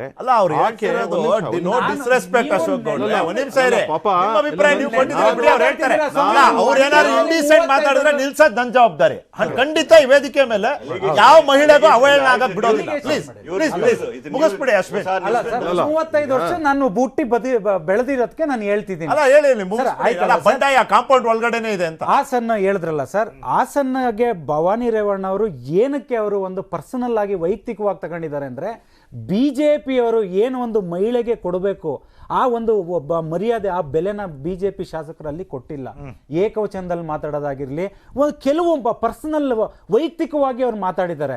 ಅವರು ಒಂದು ಜಿಲ್ಲಾ ಪಂಚಾಯತಿನಲ್ಲಿ ಉತ್ತಮವಾದಂತ ಕೆಲಸ ಮಾಡಿದವರು, ಮತ್ತೆ ಸನ್ಮಾನ್ಯ ರೇವಣ್ಣ ಅವರ ಒಂದು ಧರ್ಮಪತ್ನಿಯಾಗಿ ಆ ಜಿಲ್ಲೆನಲ್ಲಿ ತುಂಬಾ ಕಾರ್ಯಕರ್ತರ ಜೊತೆ ಒಡನಾಟ ಇಟ್ಕೊಂಡವರು. ಇವರು ಬಾಯಿಗೆ ಬಂದಂಗೆ ವೈಯಕ್ತಿಕವಾಗಿ ಮಾತಾಡೋದಿದೆಯಲ್ಲ ಸರ್, ಅದು ಶೋಭೆ ತರಲ್ಲ. ಅಲ್ಲ, ಒಂದೇ ಮನೆ, ಒಂದೇ ಕುಟುಂಬ, ಒಂದೇ ಜಿಲ್ಲೆನಲ್ಲಿ 4 ಟಿಕೆಟ್ ಕೊಟ್ರೆ ಅದ್ರ ಪರಿಣಾಮ ಏನು ಒಂದು ಭಾಗ. ಇನ್ನೊಂದು, ಇವಾಗ ಎಲ್ಲಿಗೆ ಬಂತು ಅಂದ್ರೆ ಟಿಕೆಟ್ ತಗೊಳ್ಳೋದು ಗೆಲ್ವಾ ಭವಾನಿ ರೇವಣ್ಣ ಅವ್ರಿಗೆ, ಅಥವಾ ಹಾಸನದಲ್ಲೇ ಟಿಕೆಟ್ ತಗೊಳ್ಳೋದು ಗೆಲ್ವಾ? ಟಿಕೆಟ್ ತಗೊಳ್ಳೋದು ಗೆಲ್ವಾ ಅಂದ್ರೆ ಚಾಮರಾಜನಲ್ಲಿ ತಗೋಬಹುದು ಸರ್. ಇಲ್ಲ, ಕೇಳ್ತಾ ಇರೋದು ಪ್ರತಿಷ್ಠೆ ವಿಷಯ ಆಗೋಯ್ತಲ್ಲ, ಈಗ ಪ್ರತಿಷ್ಠೆ ವಿಷಯ ಆಗೋಯ್ತು. ಈಗ 2 ಗಂಟೆಗಳ ಹಿಂದೆನೂ ರೇವಣ್ಣ ಸಾಹೇಬ್ರು ಹೇಳಿದ್ದಾರೆ, ಯಾವುದೇ ರೀತಿ ಇಲ್ಲಿ ನಾನು ನಮ್ಮ ಮನೆಯವರು ಕಂಟೆಸ್ಟ್ ಮಾಡ್ತಿದ್ದಾರೆ ಹಾಸನಲ್ಲಿ ಅಂತ ಹೇಳ್ತಿಲ್ಲ. ಅದು ದೊಡ್ಡಗೌಡ್ರಿಗೆ ಬಿಟ್ಟಿರೋಂಥ ವಿಚಾರ. ಕುಮಾರಣ್ಣ ಅವರು ದೊಡ್ಡಗೌಡರು ಕೂತ್ಕೊಂಡು ಒಂದು ದಿನದಲ್ಲಿ ನಿರ್ಧರಿಸ್ತಾರೆ, ನಾನು ಯಾವುದೇ ಕಾರಣಕ್ಕೂ ನಾನು ಚಾಮರಾಜನಗರಕ್ಕೆ ಹೋಗೋದಾಗ್ಲಿ ಮೈಸೂರಿಗೆ ಹೋಗೋದಾಗ್ಲಿ ಅಲ್ಲಿ ಚುನಾವಣೆಗೆ ನಿಲ್ಲೋ ಅಂತ ಪ್ರಮೇಯನೂ ಇಲ್ಲ, ನಾವು ಕಳ್ಸೋದು ಇಲ್ಲ ಅಂತ ಹೇಳಿದ್ದಾರೆ ಸರ್. ರೈಟ್. ಪ್ರಾಬ್ಲಮ್ ಇರೋದೇನಂತ ಅಂದ್ರೆ ಅಲ್ಲಿರೋಂಥ ಕಾರ್ಯಕರ್ತರು ಅವರಗಳ ಬಣ, ಅವರ ಒಂದು ಅಭ್ಯರ್ಥಿ ಪರವಾಗಿ ಅವರು ನಮಗೇ ಬೇಕು ಅನ್ನೋಂಥ ಸೀಟನ್ನ ಕೇಳ್ತಿದ್ದಾರೆ ವಿನಃ ಇಲ್ಲಿ ಯಾವುದೇ ತರ ಭವಾನಿ ರೇವಣ್ಣ ಅವರು ಪರ್ಸನಲ್ ಆಗಿ ಹಾಸನ ಕ್ಷೇತ್ರ ತಗೊಂಡಿದ್ದು ಒಂದೇ ಒಂದು ವಿಚಾರಕ್ಕೆ, ಅಂದ್ರೆ ಹಾಸನದ BJP ಶಾಸಕರು ಅವರ ವೈಯಕ್ತಿಕವಾಗಿ ದಾಳಿ ಮಾಡಿದ್ರಿಂದ ತಗೊಂಡಿದ್ದಾರೆ ವಿನಃ ಸರ್ ಇಲ್ಲಿ ಬೇರೆ ವಿಚಾರ ಬಂದಿಲ್ಲ ಸರ್. ಸತೀಶ್ ಸರ್, ಇಲ್ಲಿ ಬಂಡಾಯ 2 ಹಂತದಲ್ಲಿ ಅಥವಾ 2 ವರ್ಟಿಕಲ್ನಲ್ಲಿ ಎದ್ದಿರುವಂಥದ್ದು. ನಮ್ದೊಂದು ಸಣ್ಣ ವಿಶ್ಲೇಷಣೆ ಕೇಳಿ ಪ್ರಶ್ನೆನೂ ಕೇಳ್ಬಿಡ್ತೀನಿ. ಒಂದು ನಾಯಕರ ಮಟ್ಟದಲ್ಲಿ ಬಂಡಾಯ, ಇನ್ನೊಂದು ಅಭ್ಯರ್ಥಿಗಳ ಮಟ್ಟದಲ್ಲಿ ಬಂಡಾಯ. ಆಕ್ಚುಯಲ್ ಬಂಡಾಯ ಕಾರಣನೇ ಇದು. ಯಾಕೆ? ಟಿಕೆಟ್ ಯಾವ ಅಭ್ಯರ್ಥಿ ಕೊಟ್ಟಿದ್ದೀವಿ ಅದಕ್ಕೂ ಮಾನದಂಡ, ಇವ್ರ ಹಿಂದೆ ಯಾರಿದ್ದಾರೆ, ಇವ್ರು ಯಾವ ಬಣದಲ್ಲಿ ಸೇರಿದ್ದಾರೆ, ಇವ್ರ ಪ್ರಭಾವ ಏನು, ಜಾತಿ ಉಪಜಾತಿ ಎಲ್ಲ ಬರ್ತದೆ ಸರ್. ಆಮೇಲೆ ಫಸ್ಟ್ ಕಂಡೀಷನ್ನು ಇವ್ರ ಹಿಂದೆ ಯಾರಿದ್ದಾರೆ, ಇವ್ರು ಯಾರು ಬಣದಲ್ಲಿ ಗುರುತಿಸ್ಕೊಂಡಿದ್ದಾರೆ. ಸೊ ಈ 2 ಬಂಡಾಯಗಳಿದೆಯಲ್ಲ ಸರ್, ಒಂದು ನಾಯಕರ ಮಟ್ಟದಲ್ಲಿ, ಇನ್ನೊಂದು ಅಭ್ಯರ್ಥಿಗಳ ಮಟ್ಟದಲ್ಲಿ. ಹೇಗೆ ವಿಶ್ಲೇಷಣೆ ಮಾಡಿ? ನೋಡಿ, ನಾಯಕರ ಮಟ್ಟದ ಬಂಡಾಯ ಇದೆಯಲ್ಲ, ಅದು ಕೆಳಮಟ್ಟದಲ್ಲಿ ಅಭ್ಯರ್ಥಿಗಳ ಮೇಲೆ, ಪಕ್ಷದ ಮೇಲೆ ಭಾರಿ ಪರಿಣಾಮ ಬೀರುತ್ತೆ. ಎಲ್ಲ ಕಡೆ ಪ್ರತಿ ಪಕ್ಷದಲ್ಲಿ ಒಬ್ಬರೇ ನಾಯಕರಿಲ್ಲ. ಈಗ ಕಾಂಗ್ರೆಸ್ ಅಲ್ಲಿ ಸಿದ್ದರಾಮಯ್ಯನವರು ಮತ್ತೆ DK ಶಿವಕುಮಾರ್ ಅವರು ದೊಡ್ಡ ನಾಯಕರು, ಅವ್ರ ಜೊತೆಗೆ ಬೇರೆ ನಾಯಕರು ಇದ್ದಾರೆ, MB ಪಾಟೀಲ್ ಇದ್ದಾರೆ, ಪರಮೇಶ್ವರ್ ಅವರು ಇದ್ದಾರೆ, ಖರ್ಗೆ ಅವ್ರ ಬಣ ಇದೆ. ಆ ಥರದಲ್ಲಿ ಬೇರೆ ಬೇರೆ ಬಣ ಅಲ್ಲಿದೆ. BJPಯಲ್ಲಿ ಯಡಿಯೂರಪ್ಪನವರು ದೊಡ್ಡ ನಾಯಕರು, ಅವ್ರ ಜೊತೆಗೆ ಬೊಮ್ಮಾಯಿ ಅವ್ರದ್ದೊಂದು ಬಣ ಇದೆ, ಅದ್ರ ಜೊತೆಗೆ RSSದೊಂದು ಬಣ ಇದೆ, BL ಸಂತೋಷ್ ಅವ್ರ ನೇತೃತ್ವದಲ್ಲಿ. ಆ ಥರದಲ್ಲಿ ಬೇರೆ ಇದೆ. JDS ಪ್ರಾಬ್ಲಮ್ ಅಂದರೆ ಫ್ಯಾಮಿಲಿ ಒಳಗಡೆ 2 ನಾಯಕರಾಗ್ಬಿಟ್ಟಿದ್ದಾರೆ. ಈಗ ಅವರವರಲ್ಲೇ ಗಲಾಟೆ ನಡೀತಾ ಇದೆ. ಈ ಬಣಗಳಿಗೆ ಟಿಕೆಟ್ ಕೊಡೋ ಸಂದರ್ಭದಲ್ಲಿ ಇವ್ರೇನು ಮಾಡ್ತಾರೆ, ನಮ್ಮ ಬಣಕ್ಕೆ ಸೇರಿದವನ ಅಲ್ವಾ ಅಂತ. ಆ ಮೀಟಿಂಗ್ ನಡೆದಾಗ ಅವರ ಮಧ್ಯೆ ಜಗಳ ಶುರುವಾಗುತ್ತೆ, ನಮ್ಮ ಕಡೆ ಕೊಡಿ, ನಮ್ಮ ಕಡೆ ಕೊಡಿ ಅಂತ. ಈ ಕಾರಣಗಳಿಂದಲೂ ಭಾರಿ ಹೊಡೆತ ಬೀಳುತ್ತೆ. ಇಲ್ಲಿ ಒಂದು ಲೋಕಲ್ ಟಿಕೆಟ್ ಆಸ್ಪಿರೆಂಟ್ಸ್ ಮಧ್ಯೆ ಗಲಾಟೆ ಇರುತ್ತೆ, ಅಲ್ಲಿ ಬೇರೆ ಬಣ ಇರುತ್ತೆ. ಪಕ್ಷದ ಜಿಲ್ಲಾ ಮತ್ತು ತಾಲೂಕು ಬ್ಲಾಕ್ ಇರುತ್ತಲ್ಲ, ಅಲ್ಲೇ 2 ಬಣ ಇದ್ದು ಒಬ್ಬ ಇನ್ನೊಬ್ಬನಿಗೆ ಕೊಡಿ ಅಂದ್ರೆ ಇನ್ನೊಬ್ಬನಿಗೆ ಕೊಡಬೇಡಿ ಅಂತ ಹೇಳೋರು ಬೇರೆ. ಅದ್ರ ಮೇಲ್ಗಡೆ ಈ ನಾಯಕರುಗಳು ಕಚ್ಚಾಟ ಬೇರೆ, ನಮ್ಮ ಕಡೆ ಅವನು ಹೌದಾ ಅಲ್ವಾ ಇವನು. ಮತ್ತೆ ಈಗ ಬೇರೆ ನಮ್ಮಲ್ಲಿ ಒಳ ಮೀಸಲಾತಿಗಳೇ ತುಂಬ ಜೋರಾಗಿ ನಡೀತಾ ಇರೋದ್ರಿಂದ ಅದೊಂದು ಬೇರೆ ಶುರುವಾಗಿದೆ. ಮೊನ್ನೆ ಒಬ್ಬರು ನನಗೆ ಸಿಕ್ಕಿದ್ರು, BJP ಅವರು ಟಿಕೆಟ್ ಬಂದ ಮೇಲೆ. ಅವರು ನನಗೆ ಹೇಳ್ತಾ ಇದ್ರು, ಸರ್ ಈ ಒಳ ಮೀಸಲಾತಿಯಲ್ಲಿ BJPನವರಿಂದ ಪ್ರಾಬ್ಲಮ್ ಆಗ್ಬಿಡಿ ಏನು ಅಂತ ಕೇಳಿದೆ. 9 ಜನ ಲಂಬಾಣಿಗಳಿಗೆ 6 ಜನ ಬೋವಿಗಳಿಗೆ ಕೊಟ್ಬಿಟ್ಟಿದ್ದಾರೆ ಈ ಸಲ ಟಿಕೆಟ್ ಅಂತ ಹೇಳ್ತಾ ಇದ್ರು. ಇದು ಯಾವುದೇ ಪಕ್ಷ, BJP ಇರಲಿ, ಕಾಂಗ್ರೆಸ್ ಇರಲಿ, JDS ಇರಲಿ, ಸರಿ ಮಾಡ್ಲಿಕ್ಕೆ ಆಗಲ್ಲ. ಯಾಕೆಂದರೆ SC ST ಸೀಟ್ ಇದೆಯಲ್ಲ, SCಗಳೊಂದು 100 ಜಾತಿ ಇದೆ, STಗಳೊಂದು 50-60 ಜಾತಿ ಇದೆ. ನೀವು ಎಷ್ಟೇ ಕಸರತ್ತು ಮಾಡಿದ್ರು ಇರೋ 36 + 15 ಸೀಟಲ್ಲಿ ನೀನೇನು ಮಾಡೋಕ್ಕೆ ಸಾಧ್ಯ ಅಲ್ವಾ? ಹೌದು. ಆದ್ದರಿಂದ ಎಲ್ಲ ಪಕ್ಷಕ್ಕೂ ತೊಂದರೆನೇ ಇದು. ಅಲ್ಲ ಸರ್, ಅದು ಒಂದು ಭಾಗ. ನೀವು ಹೇಳಿದ್ರಲ್ಲ, ಈಗ ಕರೆಕ್ಟ್ ಹೇಳಿದಿರಿ, ಬೋವಿಗಳಿಗೆ, ಲಂಬಾಣಿಗಳಿಗೆ ಅತಿ ಹೆಚ್ಚು ಪ್ರಾತಿನಿಧ್ಯ ಕೊಟ್ಟಿರುವಂಥದ್ದು, ಮತ್ತು ಬೀದಿಗಿಳಿದು ಅಸಮಾಧಾನ ವ್ಯಕ್ತಪಡಿಸಿದ್ದು ಇದೇ ಸಮುದಾಯಗಳು. ಈಗ ಅದು ಕರೆಕ್ಟ್ ಆಯ್ತು. ಈಗ ಇದೇ ಪ್ರಾಬ್ಲಮ್ ಆಗುತ್ತೆ ಈಗ.